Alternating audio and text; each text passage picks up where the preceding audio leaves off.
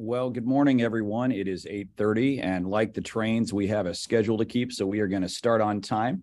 My name is Hart Nelson. I am the Chief Operating Officer at St. Louis Community College, but more importantly for this group, I happen to be the Chair of Citizens for Modern Transit, and so I'm very excited to be with you this morning. I'd like to welcome you all to our quarterly Talking Transit event. Today, we're going to be discussing Metro on the Move in 2022, new initiatives underway at Metro Transit. I want to start off by thanking all of the CMT board members who have joined us this morning. And of course, I'd like to offer a special thanks to CMT's platinum and gold sponsors, including AARP in St. Louis, Bi-State Development, BJC Healthcare, Greater St. Louis Incorporated, Missouri and Kansas Laborers District Council, St. Clair County Transit District, Gonzalez Companies, Ulico, and Washington University in St. Louis. We really would not be able to provide these quarterly updates without their support. So thank you very much. I also want to thank all of you for joining us this morning. It's great to see such interest in this topic. I'm excited to hear about it. I'm going to be traveling to California later this month and look forward to seeing how we compare to BART and the cable cars especially. But for now, I'm going to turn it over to our fabulous executive director at CMT, Kim Sella, to get us started. Kim, over to you. Thank you, Hart, and thank you everyone who has joined us here today for this conversation. I'm really excited for you all to be on the call today to hear updates on transit projects currently underway, including the expansion potentially in the North Side, South Side corridor with the City of St. Louis and St. Louis County, the Secure Platform Plan, and the service profile of the agency, what it will be looking like moving forward under the leadership of Chuck Stewart. Our panel today includes Talby Roach, CEO and President of Bi-State Development, Metro Transit, Charles Stewart, the Executive Director of Metro Transit, and Kevin Scott, the General Manager of Security at Metro Transit. We're going to talk a little bit about the future and what it looks like. However, today we have an opportunity to hear from our partners at Metro Transit who are on the ground bringing this future of transit to fruition right now. So the question that we've heard from many people is transit on track in St. Louis? We're about to find out. Let's start by allowing our panelists to provide an overview of each of the projects that we have outlined, size, scope, and timeframe. We're then going to open it up to questions. If you have questions for Talby, Chuck, or Kevin, please place them in the chat box or in the Q&A. And once we have gotten through the initial presentations, I promise I will move through those questions as quickly as possible. So first, we're going to kick it off with Bi-State Development CEO and President Talby. Would you like to lead off, Talby, with a little bit of information and an update on the North Side, South Side study, which Metro Transit serves as the project manager? So welcome and thank you. Sure. Good morning, Kim. And thank you, Hart. And of course, thanks to all the members of CMT for this kind of partnership. This is the kind of thing that we need in order to start these conversations so that we are moving transit forward in the St. Louis area. So I'm going to start with an apology because we have a lot of stuff to get through. But what I was asked very hopefully briefly was to talk about where we're going on North Side, South Side. And we actually are making a lot of progress and have made a ton of progress over the last several months. So let's talk about that real quickly before I share a couple of slides and show you some of the alignment and then pass on to some of the other leaders that we have here at Metro and moving transit forward. So let's think about North Side, South Side, and what we've done. Well, the taxpayers decided in a self-taxing initiative, both in the city and county, to tax themselves for expansion of what is a very successful system, the MetroLink through St. Louis. But let's remember, what are the tenets of the initial success? Part of the tenets of the initial success is that there were two very important aspects. There was the finances to get a project done that was realistic and quick, and also the political will to take care of a project. And of course, both of those are very important aspects as we're moving forward. And those are the things that we have been working out over the last several months. And I'm very thrilled to kind of talk about what we're doing in the existing study. One of the things that Kim mentioned, and that is in particular, is we're having a unification of the political interest for moving transit forward. So we have fused the teams of the city and county in looking at the alignment to be sure that this is something that makes sense. So let's all remind everybody, that's very different than what we had in 2016 and 2017. As we move in 2022, we're talking about an alignment of political interest towards moving transit forward to deliver to the public what we have been talking about. So there is a preliminary alignment, which I'm going to share the screen on what the original was right now so that I can talk everybody through that.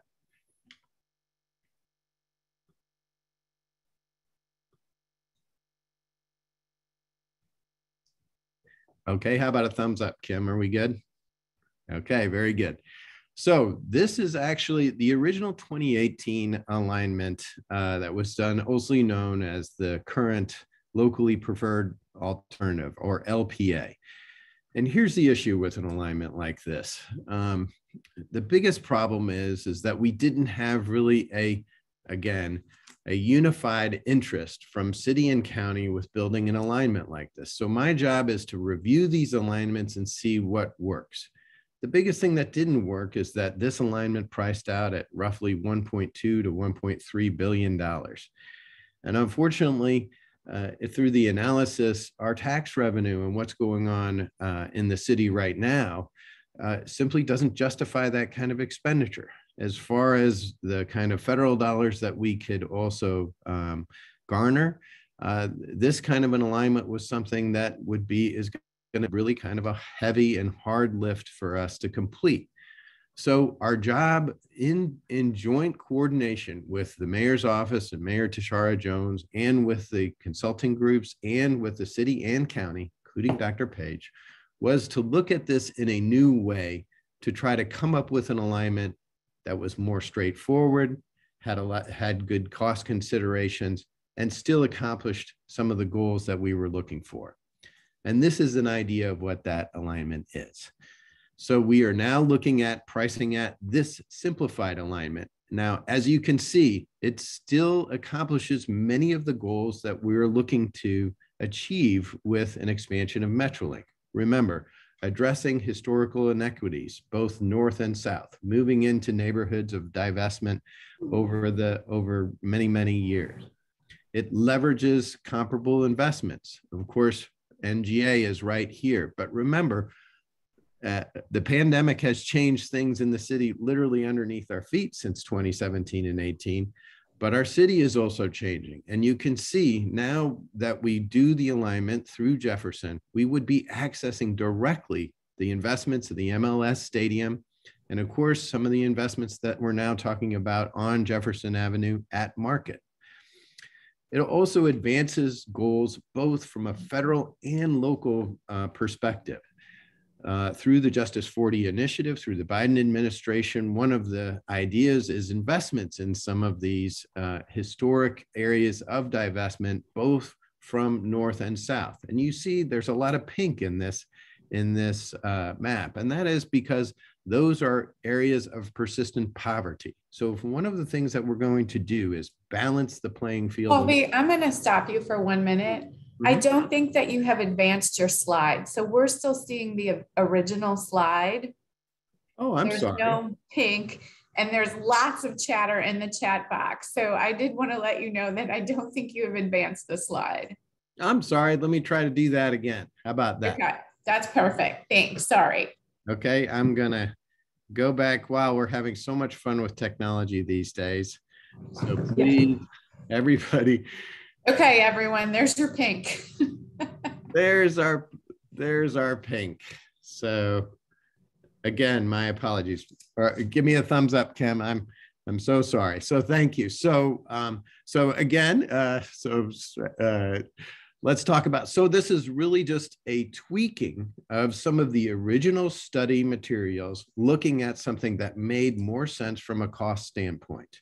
And as you can see here, we have eliminated almost 8 or 9 stations that were in the downtown area down to 3. Obviously, that changes the cost considerations significantly. We would also do a transfer station to the red and blue line, so we still had that critical downtown access and access from the north and south to the existing red and blue line. And then we would move up, of course, to Natural Bridge to the north and all the way down to Chippewa to the south. On a preliminary basis, we would say that this kind of a line would pencil out somewhere between 600 million to 800 million. And what I can tell everybody here on the call is that those numbers, this is affordable. This is a doable alignment, doing a light rail alignment down the center of Jefferson Avenue, which has a very generous profile. You may know that Jefferson Avenue has nearly 6 lanes all the way from Chippewa to Natural Bridge to the north. And so most importantly, especially through the initiatives and endorsement of Mayor Tashara Jones, and of course the cooperation of the county, we're talking about fulfilling our commitments to the voters. One of the things that we did in that tax initiative is we promised an expansion of light rail. This accomplishes that, and accomplishes it within the envelope of something that we feel can get funded and make sense. One of the things in moving transit forward is moving transit forward in a way that's responsive to the new dynamics that we are seeing. The new dynamics associated with how our city is changing and how transit is changing. And we think on a preliminary basis that this is something that we're going to do. Now, and I'm going to stop the share, we can go back to that. Now, one of the ideas is, of course, that now we need to start soliciting the public's idea of this. Ideally, we would go on a preliminary basis to either the August or September meeting of the MPO at East West Gateway, and be sure that we have East West Gateway's endorsement of this from a locally preferred alternative. Again, a slight revision. I can tell you that one of the champions behind this alignment is Mayor Tashara Jones herself. She's very excited about the possibilities of this alignment, and she is indeed one of our champions. I have also talked to Dr. Page about this, and one of the things that we really want to be sure that we're doing with this alignment, and you see, and you may have seen the county connector to the north. So we need to strengthen that link between the city and county. As we expand this city alignment, the most important part of that is then moving to the north into North County. If you go out Natural Bridge, that is a natural nexus to get to the areas of targeting that would be really good from a transit standpoint. So Normandy, Pine Lawn, all of those communities that need to be accessed. I can't help but tell you one very quick anecdotal story. I showed this to Chernice Winters, our director of Metro Bus. Her eyes literally lit up. And the reason was, as she saw this alignment, she said, you know, Toby, that's where our bus riders are. This is getting to those areas where we're already having strong bus ridership, but this can really change the calculation in how we build and support our city for the future. So I apologize for going really quickly through some important information. And of course, sorry about the slide flub, but I'll move on to another couple of our leaders in Metro Transit. And I'm going to pass right now to Kevin Scott. Kevin, can you tell the public a little bit about Secure Platform Plan? Absolutely. Thank you, Kim, for having us, and to everybody that's participating in the call today. Can you guys hear me okay, Kim? Mm-hmm. Okay, very good. Perfect. So Secured Platform Plan, or SPP, a number of you have probably heard about this project. Maybe there's some on the call today that have not. So what I want to do is give you a quick overview of that, of what this entails. And then I'll try to share a slide that shows you the progressive timeline of when the initial study was done back in 2017 and how we got to where we are today and what point we are and what our timetable is for moving forward. But I think it's important to note that SPP really is an ongoing effort to improve safety and security on MetroLink. And by the very nature of how this is going to be implemented, it will affect also the broader Metro Transit system. It's estimated to be a $52 million project. And I can tell you that it has very broad support from both the public and the private sector partnerships that our company has built. SPP goes beyond the recommendations already implemented as a result of, if you recall, the public safety assessment that was initiated in 2018. And we've been working on that process again for the last 2.5 years, where they made 99 recommendations for comprehensive public safety improvement. But SPP is the next step. It recognizes the community's call basically for a more secure system. How do people feel? How are we going to integrate fair technology into the implementation of this process? It signals our company's seriousness about improving ridership and regaining the region's confidence in this important regional asset. And I think that's important to note. So bi-state development has secured, of the $52 million, over $10.7 million in private sector funding to help fund the total project. And this project involves the installation of a new fare gating system at 38 MetroLink stations and a host of other changes that I'll touch on in just a minute that will make the stations and those environments more secure. SPP, if you think about it and the direction that we're going with it, it is a bold shift in MetroLink operating practices. We're creating centralized customer entrances with fare gates. And I got to tell you, the hardscape changes that we're going to make, whether it be with the gating or the fencing systems, have to maximize the security potential as well. And these integrations, the fare gating system will be integrated with the new fare media technology as well. So beyond the fare gates, the plans call for new fencing, again, the maximization of perimeter security, a fare purchasing system, which is actually a corresponding project that will be integrated into the overall SPP platform, but it's being led by our Executive Vice President of Administration, Tom Curran. And the fare purchasing system will include ticket vending machines, card readers that would integrate with mobile devices. In addition, SPP will also allow us and provide a pathway for the total upgrade of our closed circuit television program. That's how we get our security feeds across our properties, across the alignment at our major transit centers.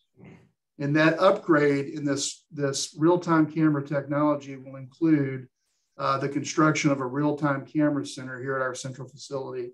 And that's already underway, actually, but it'll allow us to tie all of these feeds together so that this footage is viewed in real-time proactive capacity.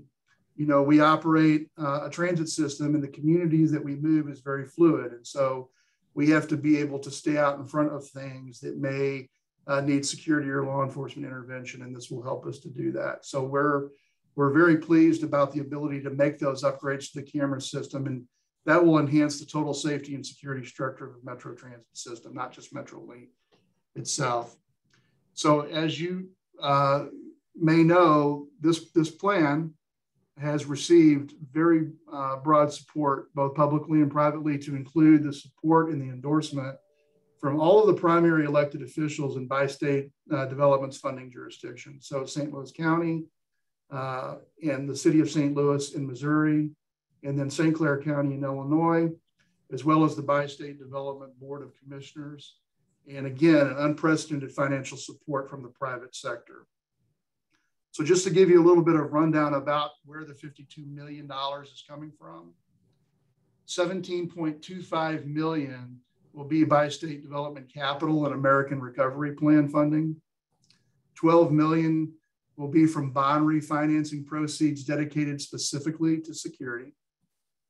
$12 million in Illinois allocation from federal stimulus money, and again, $10.75 million in private sector funding. Now, this is very rare, and this rare investment of private sector funding in the region's transit system, in MetroLink, and what we're trying to do with SPP, and the overall enhancements of our security force multiplication technology, such as the closed circuit television program. You know, it really does emphasize the importance of the project, and it reinforces how essential public transit is to the future of our region. So as we work through this process, this funding model and the financial plan be approved by the Bi-State Development fiscal year 23 operating and capital budget. So where we are right now is we are in the process to contract with an engineering services company for final design. And that process is being completed now. And I'm going to share a slide in just a moment that gives you a look at the total timetable. But this project, ladies and gentlemen, includes 68 entrance gates and 81 exit gates, new safety infrastructure around the tracks, stations, and platforms, plus the installation of fully monitored cameras, as I mentioned before. All of these things will help provide enhanced security along this 46-mile MetroLink alignment. And again, it will provide profound strengthening to our overall public safety structure. And it will complement all of the initiatives and all of the recommendations that have been put in place over the last 2.5 years that Bi-State Development has worked on with our external stakeholders and our partners. So the most common question that I get is, how long will it take to fully implement secured platforms? So I will tell you that it will take every bit of 27 to 30 months to fully complete. So what I'd like to do, if I can, is share just a brief slide. How am I doing on time, Kim? Am I okay? You have about 2 minutes, Kevin. Okay, even though your mom might be on this call, we're going to limit you to 2 more minutes before we go to Chuck. Okay. Can everybody see the timetable? Mm-hmm. Okay. So just to give you an example of where we are and how we got here, what I'd like to first mention is back in 2017, well before my time and Talby's time, there was a system barrier study completed by the Jacobs Engineering Group. And they, at the time, were Bi-State's general engineering contractor. And through that process, the study yielded a cost estimate for the design and the implementation to retrofit a barrier system throughout the MetroLink system, not excavating and rebuilding the platforms, but with that existing environment, how do we retrofit that with a barrier system? That process or that recommendation lay dormant and was brought back to life in August of 2021, when we received direction to engage our now general engineering contractor, WSP, on a revamped look at this concept and what this might entail. And we asked them to broach 2 issues. One, an updated concept of the barrier system and a cost analysis. It also included a mandatory egress study that we needed to do to ensure that this was a viable option, that this could be done. So if you fast forward to December of 2021, the secured platform concept and emergency egress studies were received by Bi-State Development, and that internal review process began. In conjunction with this process, we also asked WSP to prepare the scope of work in preparation for bidding the design firm that would complete the final design. And we did get that scope of work to include the project schedule, a station sheet exhibit for the entire project for all 38 stations. So we moved into February of 2022. We put together some final cost estimates to establish what this might look like as far as design and the construction phases of the project go. And while this is going on, of course, Mr. Roach and our leadership were out putting together what the funding model would be for this project once we had those cost estimates. In April of 2022, Mr. Roach put the leadership group in place for the Secured Platforms program. which includes yours truly. And one of the first things that we did is we implemented the design review task force that ultimately helped us as we got into May, when we provided a briefing to our Board of Commissioners and we asked for permission to proceed with the request for proposal for the Secured Platform Program Design Services. And that's really where we are now. We're involved in a systematic procurement process to negotiate and reach an agreement with a design firm that will help us build out what this is going to look like and help us prepare and build a scope for the actual bidding of construction, both in Missouri and in Illinois. That process is underway. The deadline for the RFPs was June 3rd. June 14th is the deadline for scoring by the committee of those proposals. And then we will move forward with the negotiation of an agreement with the chosen engineering firm. So that there's a process that we have to go through to comply with our procurement regulations. But I will tell you, we will be prepared on August the 11th to go in front of the board, the Bi-State Board of Commissioners, with this proposed agreement that we are working on and to get approval. And then we will move forward with the intent to proceed after that. So we're excited about where we are. I will tell you that we're probably somewhere in the ballpark of 12 months to finalize the design. We will then have to bid construction, both Missouri and Illinois. And we're probably looking at around 12 months for complete construction of the process. So 27 to 30 months. Now, here's the other thing that's important. Okay, one more point. I know, one more point. I get it. But this is hugely important. The corresponding FAIR project, FAIR Media project, on how we're going to upgrade and integrate FAIR technology to make this system fully work is hugely important. And that has to be married together. So the leadership team for the FAIR project and the leadership team and the engineers for the SPP project will be married at the hip, because at the end of the day, we're building tunnels from two directions and they have to meet in the middle. So with that, I will acquiesce and stop sharing. Thank you. So thank you, Talby and Kevin, for that bigger picture where the future is going with regards to public transit in the St. Louis region.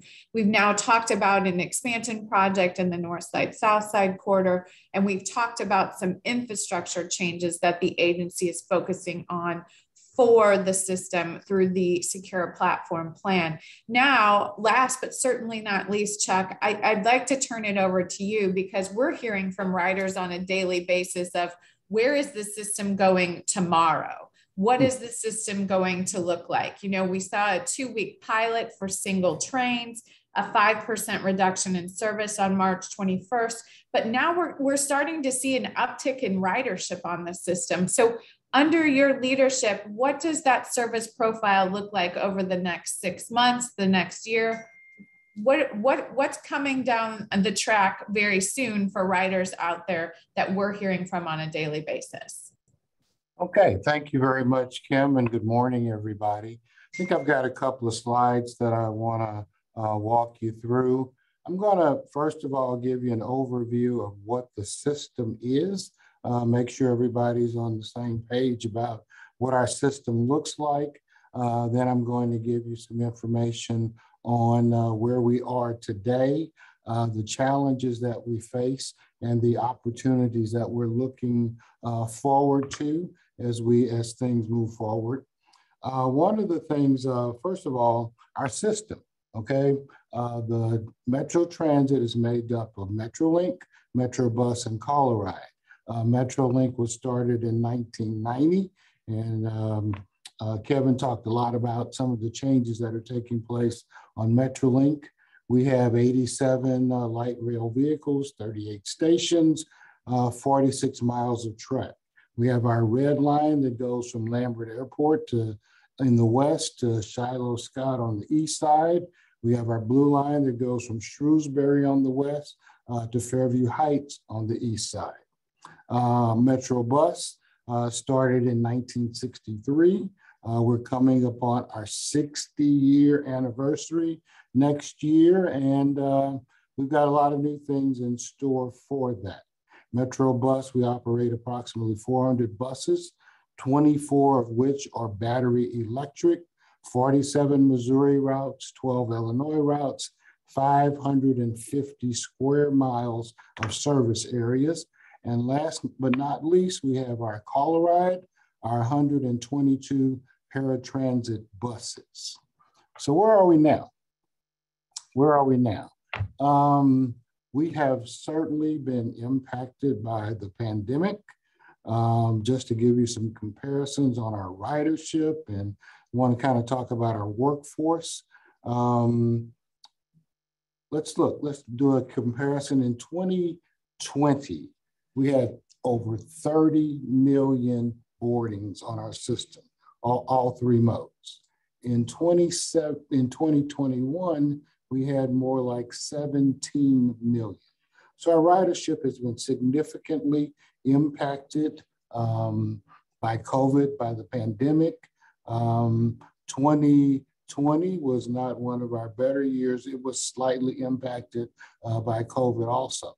But let's look at MetroLink. In 2020, MetroLink had 10.5 million boardings.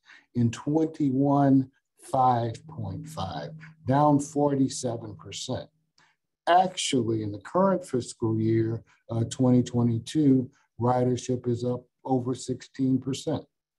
That's up over 16% over 21, which was significantly down. So keep that in mind.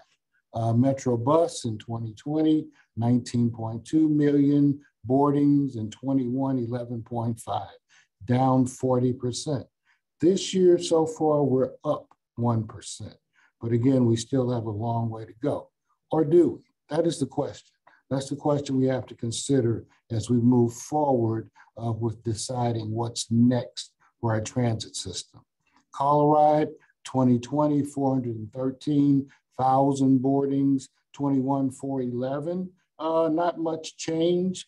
In 2022, we're down 15.4%.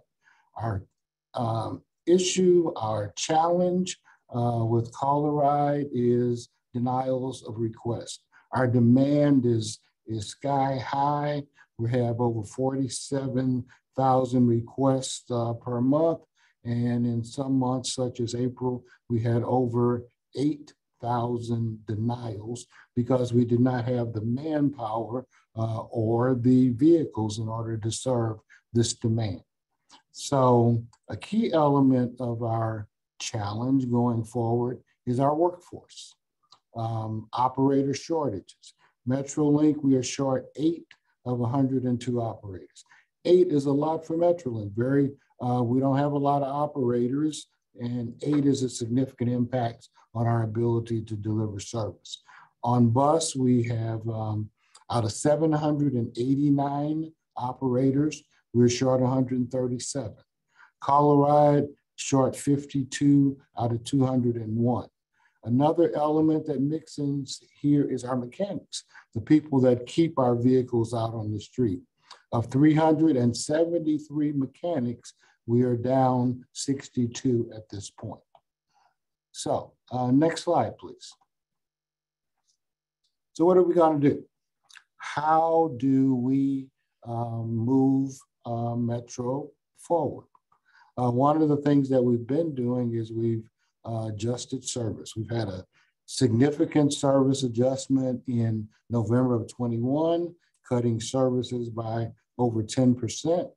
Another tweak in March of 22, cutting another 5%, not really cutting routes, but cutting frequencies and that type of thing.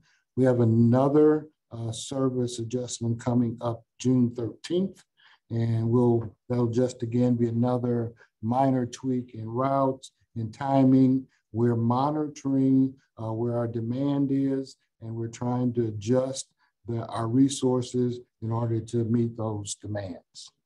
Some of the things that we're doing in order to counter our operator shortages, we have sign-on bonuses and retention bonuses. We're giving $2,000 sign-on bonuses. We're giving bonuses to our existing employees to stay. We're giving bonuses to our existing employees for referring people to the company. We're trying to enhance our recruiting and training efforts. We are supplementing our services with things like via Metro St. Louis. We have via zones, a South Zone, a North Zone, and a West Zone. South being the Fenton area, North being North County, Fenton, Ferguson, Florissant, that type of area, and a West Zone, kind of Chesterfield, Olive. We're supplementing our via vans. We are adding additional wave vans, vans that provide access for wheelchairs. So that will help us with our issues with call ride service as we move forward. So we're considering things like micro-transit to take the place of situations like South County where ridership is down. Doesn't make sense to send a bus, a 35-foot bus into that area. And so we supplement that with VIA. What else are we doing? Light rail vehicle replacement. Roughly 50% of our light rail vehicles are scheduled for replacement in the next 4 years. They're going to be updated. This technology is moving quickly. These vehicles will be updated with video systems and next generation Wi-Fi capabilities. Our bus fleet, we're replacing rolling stop upgrades with enhanced safety and customer enhancements. We're targeting a 30% fleet capacity with the latest electric bus vehicles. We're improving our charging infrastructure. Right now, all of our electric buses are coming out of our Brentwood facility. That's where our charging infrastructure is. They're primarily serving our Route 70 on Grand. We just got a grant for 6 additional buses. We're just submitted another grant. We're getting probably 6 more buses, and we're going to start improving our charging infrastructure at our DeBoliver facility. So those things are coming up along down the pike, and we're very excited about that. This MetroLink station renovation, the things that Kevin talked about, they're going to change what MetroLink looks like. Change it drastically. We will be reintroducing MetroLink. We're also doing station renovations. Our oldest legacy stations are set for renovation in the next 3 years, including those downtown stations that are in sore need of renovation. We're just gonna, all along the line, we're going to upgrade new finishes, lighting, customer amenities, including Wi-Fi. So look for drastic changes in the look of MetroLink as we move forward. And one of the things that we learned during the pandemic, one of the things that we were required to do is this rigorous cleaning, okay? We're going to keep going. We're going to keep that going. Disinfected and exceptionally clean transit system is our objective. We are committed to maintaining this higher standard as we move forward. So we have challenges that we're dealing with right now, but there are also opportunities. We need to decide what the transit system is going to look like in the future. We're going to go slow. We're going to make sure that we have our resources matched up to meet the demand. As the demand grows, hopefully our resources will grow and we'll be better able to service that demand. But we're not sure that what MetroLink, what MetroBus, what Colorado looked like 2 years ago, pre-pandemic, is not necessarily what it should look like 5 years from now. So we are in the process now of making sure that we're smart about how we regrow the systems going forward. So that is my presentation. Thanks, Chuck, for that update on where we are now and where we are going in the short term. You are all very popular today. We have a significant number of questions. So why don't we jump right in with some of these questions? The first question, Tolby, I believe is directed to you. With regards to the North Side, South Side study, why do you believe pivoting to a regional project will help lead to the success of this initiative? And what is the time frame on these new tweaked study results? Because you're not redoing the 2018 study. Yeah, we are not. Really, that's a key component. The 2018 was based on the numbers from 2018. In other words, what were some of the components in creating the most competitive MetroLink expansion that could garner funds from the federal government and also accomplish the ridership numbers that were needed. And remember, in 2018, we didn't have a soccer stadium sitting there, nor did we have some of the developments that we're talking about on Jefferson Avenue. So this is more of a tweaking, and you may remember the 2018 study included the entire Jefferson Avenue to the south and to the north. So we're only talking about, moving that one section over. But to keep ridership up, we need to be sure to invest in that transfer station to the red and blue line. But to get to your question about what shows this as a greater possibility regionally, as we're able to build a simplified and quick alignment, remember the success of the original alignment of original MetroLink was that it was direct and it was quick. Okay, we had very quick travel times and it tended to be an efficient system. And a system that transects the entire metropolitan area in a straight line that has very little winding around and goes quickly tends to be successful in the St. Louis area. So then not only do we have that, but then as we expand out to the county, one of the things that we need to see, let's remember the reality of our population center. There's almost 1 million residents in St. Louis County. There's roughly 300,000 in St. Louis City. So we need to be sure to access those residents and be sure that we can cogently say that this city alignment, the phase 1, then informs what a phase 2, a logical progression to what are the county interests in North County.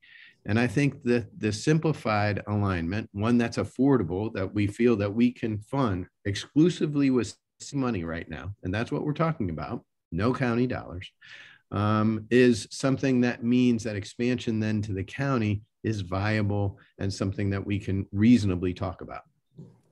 Thank you.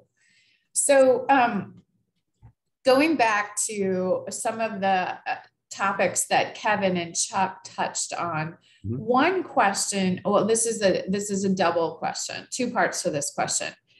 With all of these changes to the stations and the new look of the MetroLink system, what will be put in place to ensure that the MetroLink stations and the Metro transit centers where we have high transfer rate from the train to the buses still are user-friendly and still are engaging and allow for a good experience for any rider using the system? And secondly, will this secure platform plan extend to the north side, south side extension potentially, or the extension to Mid-America Airport?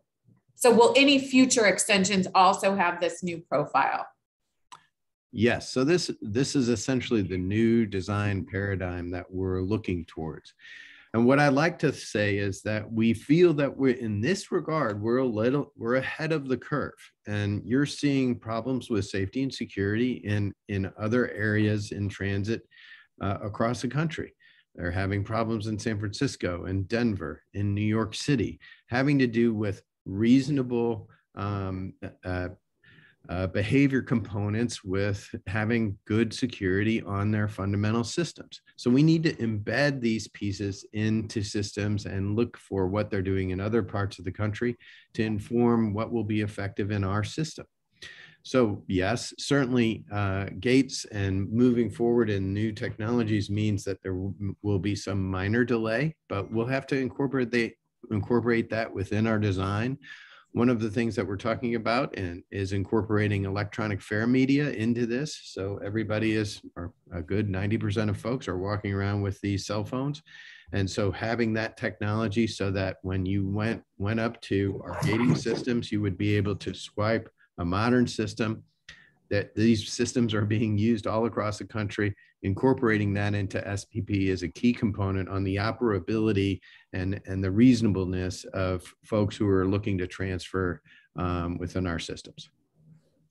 So there's another operational question, Kevin, and this might be to Kevin or Chuck with regards to the new secure system and timing.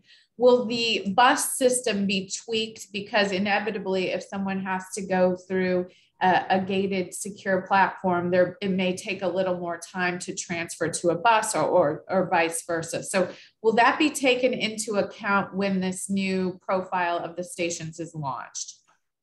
Yes, absolutely. One of the things, the system doesn't work unless it's coordinated. So if you're using bus, MetroLink, then we need for those services to match up. So as we go through those changes with MetroLink, as we're working on stations, we do a lot of, we may have to put in shuttles or something to keep it, to circumvent some stations during that process, that kind of thing. So our teams, our bus team, our MetroLink team, they are always working together to make sure that the service remains seamless. Great, thank you. And Chuck, one more question. We've had several comments from a participant on the webinar regarding the caller ride vans. Will there be any consideration for increased weight limitations, heavier duty vans, so that commuters with disabilities and heavy duty wheelchairs can ride? So this individual wants to know the answer to that question, or if there's a number or person they can be contacting directly for that. Well, they can certainly contact me, okay? The buck stops here, and I'll get that question to anyone who, to my team, my caller ride team. And, you know, that's been a challenge for us to maintain a fleet of vehicles that work 90% of the time for our customers. The exception with the higher weight wheelchairs and that kind of thing is something that we continue to look at and try to figure out how we accommodate all. Great. Thank you, Chuck. So another question, and this is pivoting a little bit. We've been talking about the new profile for MetroLink stations, but what are the plans for Bi-State Metro to work with the city and county to improve accessibility and safety at bus stops and stations, especially safe street crossings and ADA access in a way that addresses those highest need areas and reduce the number of injuries of people walking to and from the bus stop or station? Are there any plans for that? So I will say, and maybe Kevin, you could talk a little bit about this, is that one of the things with our complete renovation and our layered security program that Kevin has headed, yes, it was oriented towards MetroLink to begin with, but we have shifted a lot of those assets to MetroBus, both in video capability and with literally patrolling the bus system. This is a unified system where we need to look at all of those aspects. And the unification of this system, I like to say that we are only one of many cogs, street cogs, sidewalk cogs, all of those should be interconnected in essentially a transportation network that works together seamlessly. Obviously, there's individual issues with access to bus stops and stations. I can't comment on individual bus stops as we have several thousand, but we will be concentrating and being sure to expand these concepts of safety and security into our bus system. And Kevin's been pretty successful at doing that.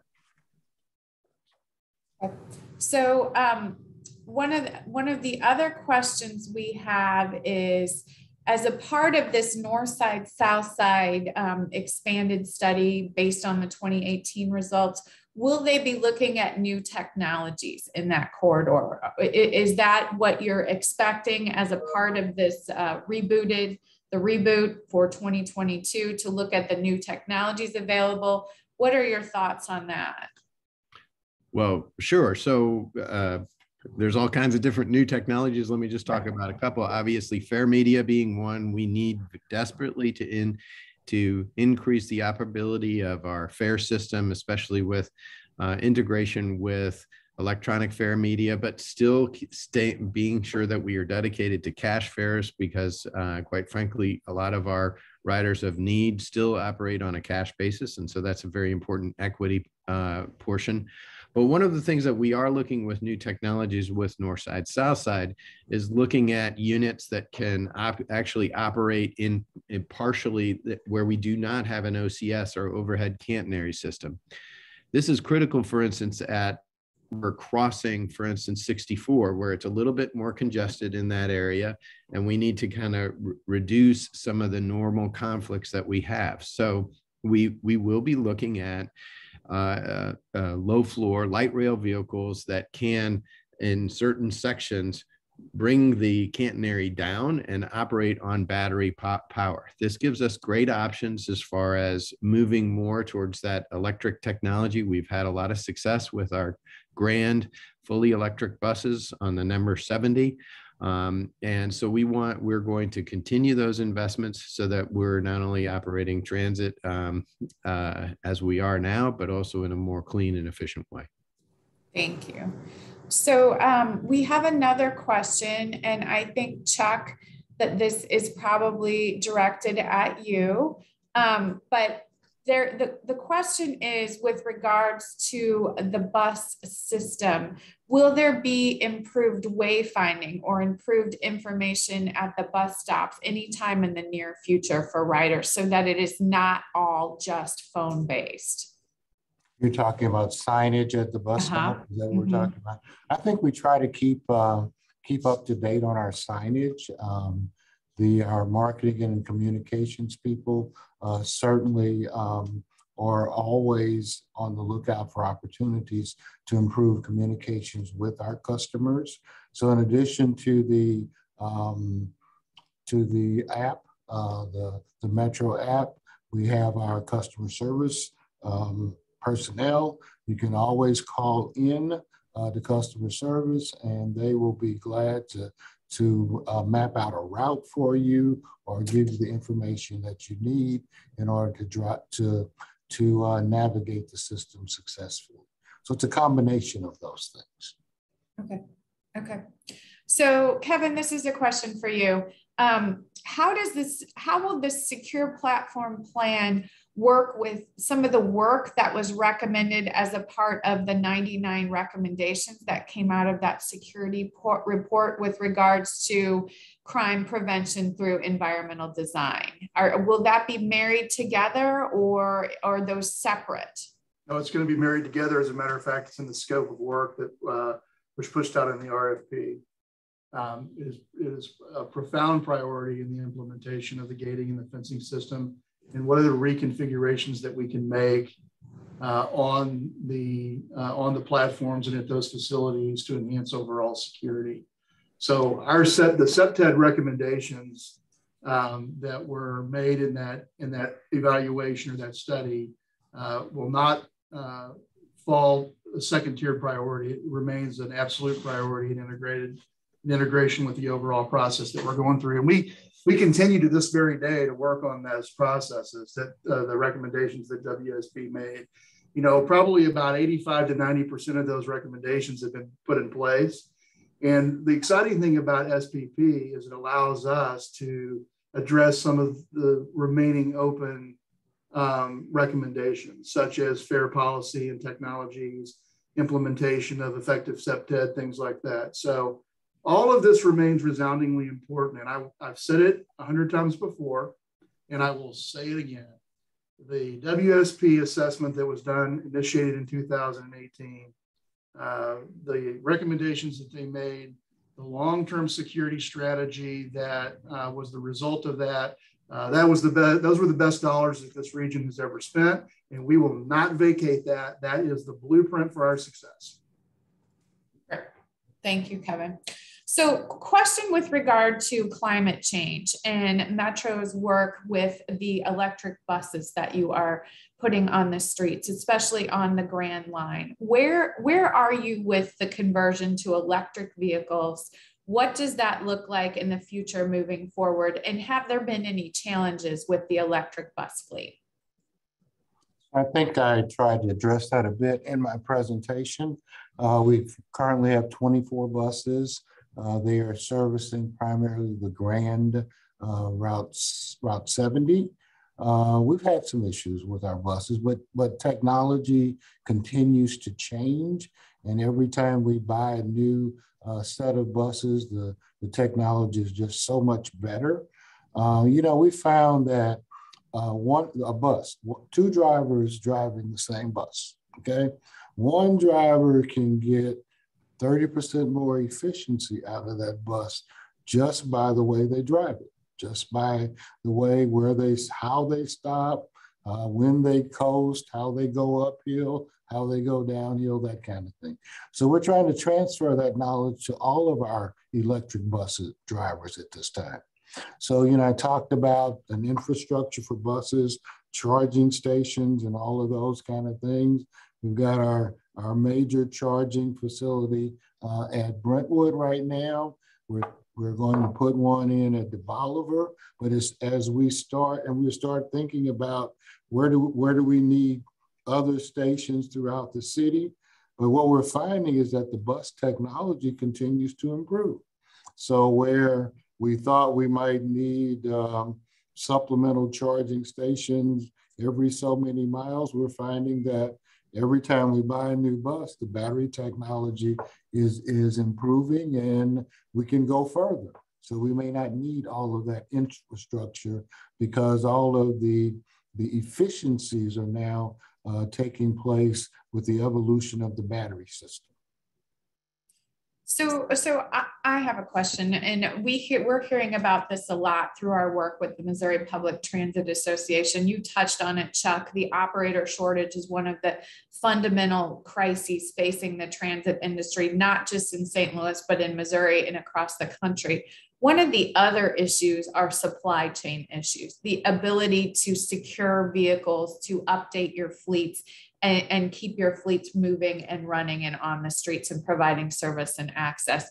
So we know that Metro has been recognized over the year for having a superb maintenance team and mechanics, and you have had million-mile buses, and we have celebrated those in the region. But what is Metro doing, or what strategies are you looking at to compensate for this supply chain crisis that really is hitting the transit industry significantly right now? So when you say supply chain, are you talking about my operators, or I'm talking about vehicles? Okay. We're talking about, we know we have an operator shortage, but we also have a vehicle shortage across the country. Well, I mean, we are certainly experiencing delays in receiving supplies. We have a significant order for new paratransit vans that is being delayed, not only finding the appropriate van to address some of the issues that have been brought up earlier, but also in just getting those. Every time because we have to buy a van and we have to send it someplace to have certain things put on it and that type of thing. So that is part of our problem with servicing our call-a-ride customers, the availability of equipment as well as operators. Thank you. Okay, so we had one participant that would like to know where Metro Transit is with the Metro Reimagined plan. Sure. Well, quite frankly, as everybody has experienced, we did have to make some service reductions, and we made those service reductions, and we did not want to. They were based exclusively on our labor availability, quite frankly, and we've done everything that we feel that we can, including bonuses, and we've been able to attract new riders, new operators, a significant number, in fact. The problem is that in today's employment environment, we're still having some attrition out the back end, and we're having a tough time. There's no question. We're not alone in this. We're going to try to do everything we can. But what we're trying to do is be sure that we are right sizing the operation so that we have the capability of delivering the service that we say we're going to. Unfortunately, that has meant that we've had to make some of the hard decisions to reduce some of the frequency of our routes. And I just want to assure everybody, it has nothing to do with money. We have enough money right now to run our current operation, but it does have to do with our resources. As an example, you mentioned the rolling stock. I think that order that we have right in for Ford paratransit vehicles was 40. We are only getting 4 right now. So just think of trying to manage a fleet under that availability. So we're struggling, just like many other transit properties across the country, but we're trying to manage that reasonably and try to get in front of some of these reductions so that the public is aware of them as best we can. So we are, of course, changing what we are seeing. And remember, Metro Reimagine was based on a lot of metrics that was based in 2017 and earlier. And obviously, our city has changed underneath our feet with not only the labor availability, but also with what we're capable of putting out. So we're trying to stay light on our feet so that we can adjust reasonably. Great, thank you. So we've had several questions, and Talby, I've noticed that you have provided some responses in the chat to some of our participants as we've moved along. But maybe to the broader audience who might not be typing into the chat or the Q&A, there's a lot of questions about transit-oriented development and where are we in this market and what is the agency doing, or the city and county? How could they be helpful in helping to move some additional development around our transit system, especially in light of the fact that we're talking about an Illinois expansion to Mid-America Airport that is moving forward, and now this reboot of the study for the North Side, South Side to a regional project. What does that look like with regards to development? Sure. So I'm going to go very quickly over some areas where we have had some success. Remember, we had 37 light rail vehicle stations to start with. We now have 38. Why? Because of Cortex and the success of the Central West End station, our #1 station, by the way. I would say that that's an example of transit-oriented development, a very successful one, of which CMT had your hands in helping us promote. We've also had successful developments in Illinois. Parsons Place was a great transit-oriented development in East St. Louis. Illinois has been very successful at expanding out to Mid-America Airport in the long-term viability of future. St. Clair County Transit District in Illinois need to be applauded for those long-term investments. They have been, front and center in making those. And of course, I'm thrilled with the transit-oriented development going on at the Forest Park Station at DeBoliver. Look, we haven't seen that kind of game-changing transit-oriented development immediately adjacent to our stations in some time. I agree, I'm impatient with getting it done too, but we are starting to see these things happen. But critical to successful North Side, South Side success are those kind of tangential investments. If we're going to talk about rebuilding these areas of divestment, it's not just, look, we can't just run a MetroLink line up there and all of it'll come. We have to have parallel investments, parallel partnerships with the city of St. Louis. And let me tell you, the mayor and her staff are all in on that. We have heard from, for instance, our federal partners from Department of Transportation, that one of the federal investments that could happen along a line like that is in transit-oriented development. Under the Justice 40 initiative that the Biden administration has put forward, there is a logic to making these investments in housing and, for instance, rooftops, whether it be jobs or housing in areas of divestment that we've suffered for decades. This is the conduit to making that happen, but it has to be a related strategy. It means that the partnerships with the cities, with the municipal partners, with St. Louis County, with St. Clair County, have to be rigorous and have to be detailed. Thank you. Okay, so we are about at time, but I always like to ask this question before we wrap up one of our panel discussions at CMT, because I think it's really important for the participants who have joined us today and those who may watch this recording later on. What is the key takeaway from each of you to our audience today on what you believe will be the greatest impact of the projects Metro Transit is working on now for the region. Chuck, would you like to start this time? If you insist. Okay, Yes. I insist. Well, I think the key takeaway is that by state, we're in the midst of reinventing ourselves. The pandemic was not only a challenge, but it's an opportunity. And what I've learned in my short months here as executive director of Metro Transit, I know for sure that we have an excellent workforce. We have great people that are dedicated to their jobs and the mission of bi-state development. So I think that this is, you need to wait and see what's happening next. All of the things that Talby and Kevin and I have talked about, they all need to come together, okay? And this is an opportunity for us to decide what bi-state looks like in the next 5, 10, 15, 20 years. And I think we have a team that's committed to getting us there. Thank you, Chuck. Kevin, would you like to jump in? Sure. I think when you talk about secured platform, SPP specifically, this is an opportunity, and we have one shot at doing this right, by the way, one shot of completely reinventing MetroLink.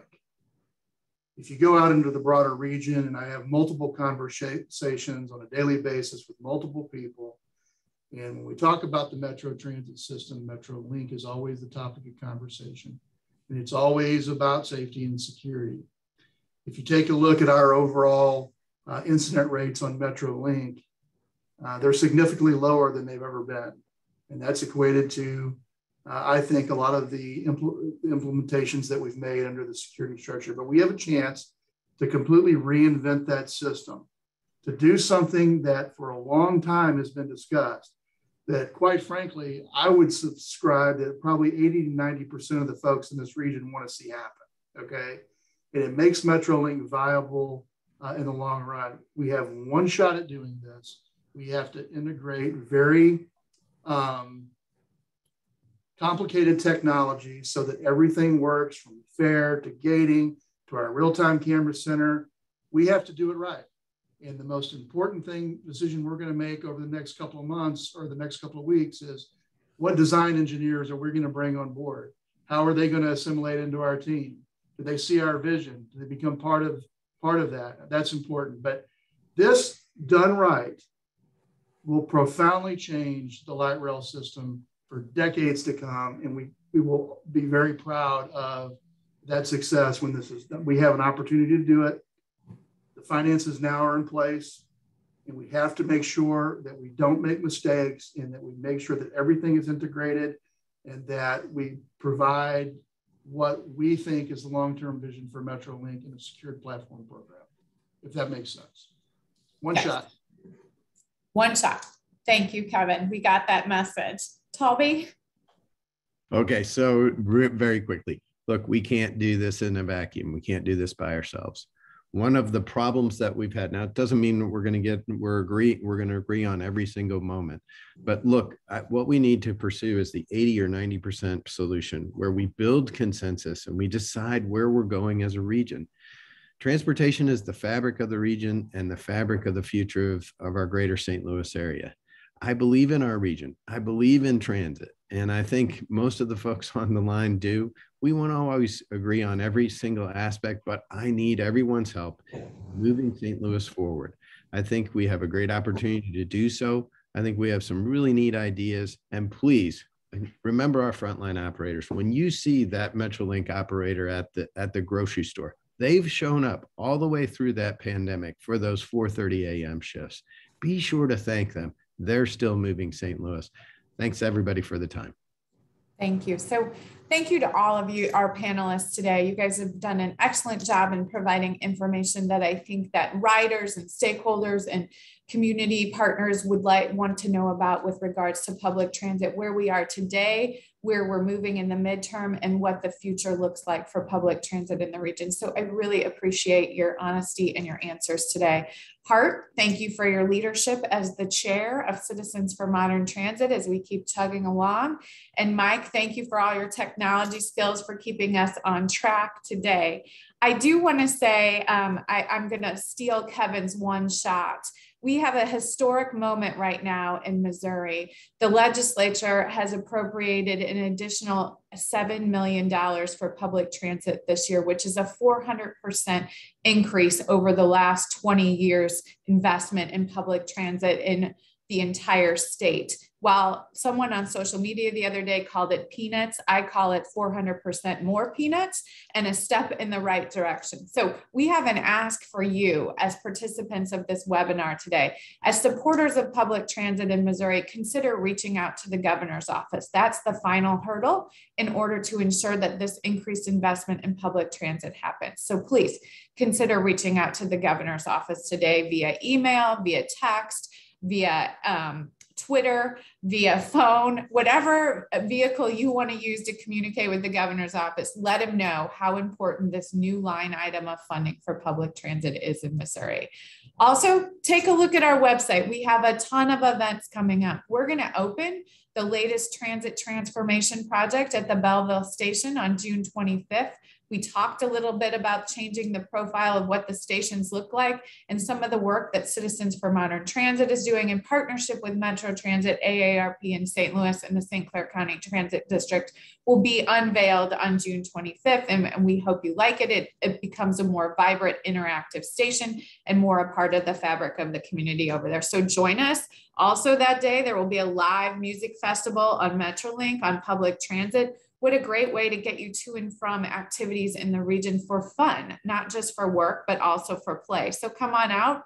Here's some great live music from local acts, as well as see the transformation of the Belleville station on June 25th. Other events are on our website at cmt-stl.org. And finally, this is my final ask every time. If you are not a member of Citizens for Modern Transit and you are interested in the future of transit in the St. Louis region, please consider joining us. We are a membership-based organization, and that is really important to our mission to continue to grow and expand our work. So have a great day, everyone. Make a difference, and hopefully this was helpful. Thank you.